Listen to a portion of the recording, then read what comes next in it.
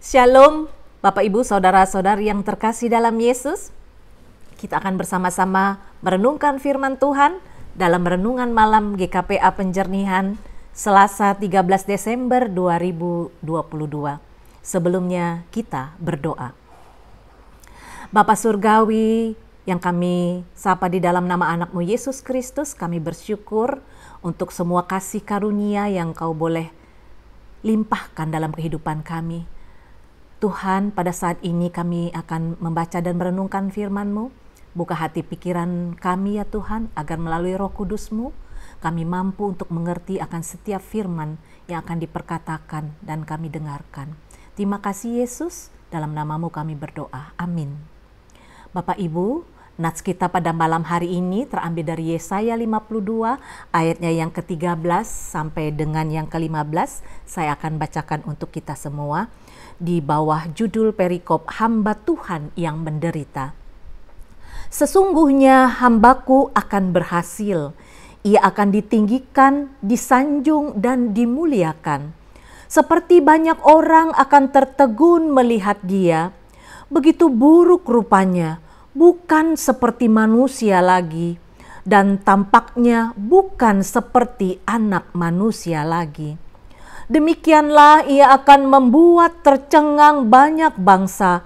Raja-raja akan mengatupkan mulutnya melihat dia. Sebab apa yang tidak diceritakan kepada mereka akan mereka lihat. Dan apa yang tidak mereka dengar akan mereka pahami. Amin, demikian firman Tuhan untuk kita. Dan tema kita pada malam hari ini adalah hamba yang menderita. Bapak, Ibu, Saudara-saudariku yang terkasih, jika kita mengalami penderitaan karena kesalahan kita sendiri, maka penderitaan itu adalah konsekuensi atau akibat yang harus kita tanggung. Nah, dalam nats ini diperlihatkan tentang jalan penderitaan yang harus ditanggung oleh hamba yang diutus oleh Tuhan. Hamba Allah ini harus direndahkan dan dihina sebelum ia ditinggikan dan dimuliakan.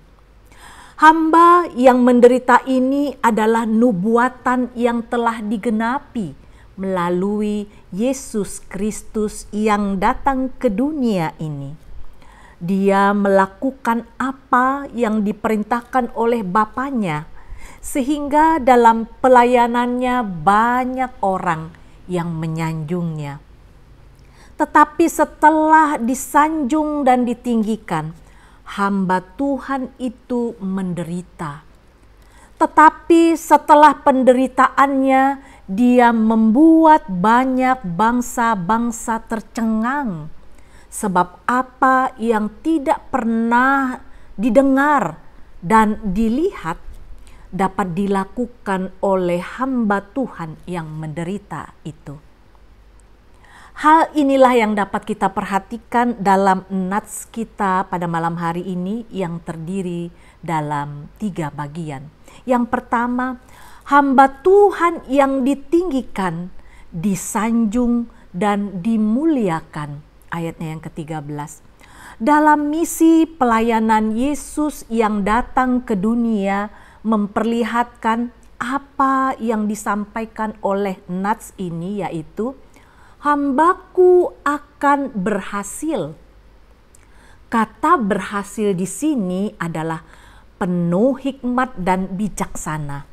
Bahwa Yesus memperlihatkan pelayanannya sebagai hamba yang setia kepada apa yang disuruhkan oleh Bapanya yang di sorga, dan menyatakan banyak pengajaran tentang kerajaan sorga. Hal ini membuat banyak orang mengikuti Yesus karena hikmatnya tentang kerajaan sorga. Yang kedua, perbandingan antara kebesaran dan kehinaannya. Itu ayat 14. Kalimat begitu buruk rupanya bukan seperti manusia lagi. Hal ini menjelaskan betapa perihnya penderitaan yang dialami oleh hamba Tuhan yang menderita itu. Sampai-sampai rupanya menjadi buruk dan tidak seperti manusia lagi. Hal inilah yang dialami oleh Tuhan Yesus dalam penderitaannya. Dia yang diludahi, ditampar, dipukuli, dicambuk, dan dimahkotai duri.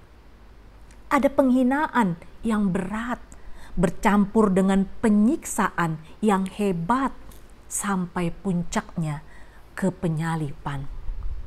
Yang ketiga, Bapak Ibu Saudara-saudariku, hamba Tuhan itu akan membuat banyak bangsa tercengang. Itu ayatnya yang ke-15. Bahwa penderitaan Yesus hingga mati di kayu salib adalah pekerjaan Allah untuk menyucikan dan menghapus dosa manusia melalui kematian Tuhan Yesus. Maka hal ini membuat raja-raja dan bangsa-bangsa terdiam dan tercengang. Sebab tidak ada peristiwa terbesar dalam sejarah kehidupan manusia seperti yang dilakukan oleh Yesus. Bapak, Ibu, saudara-saudariku, akan tetapi jika kita mengalami penderitaan karena Tuhan Yesus, percayalah bahwa Yesus Kristus Sang Hamba yang telah terlebih dulu menderita akan menyertai kita dalam melewati penderitaan tersebut. Ingatlah bahwa ada upah dalam kerajaan sorga yang disediakan Allah bagi umatnya yang menderita karena namanya. Dengan demikian, kita yang sudah diperdamaikan dan mengalami keselamatan harus menghargai semua pengorbanan Tuhan Yesus melalui hidup yang senantiasa taat dan setia sampai akhir kehidupan kita. Amin. Yesus memberkati. Kita berdoa. Sungguh kami bersyukur ya Allah Bapa, pada malam hari ini kami kembali boleh disapa oleh firman-Mu.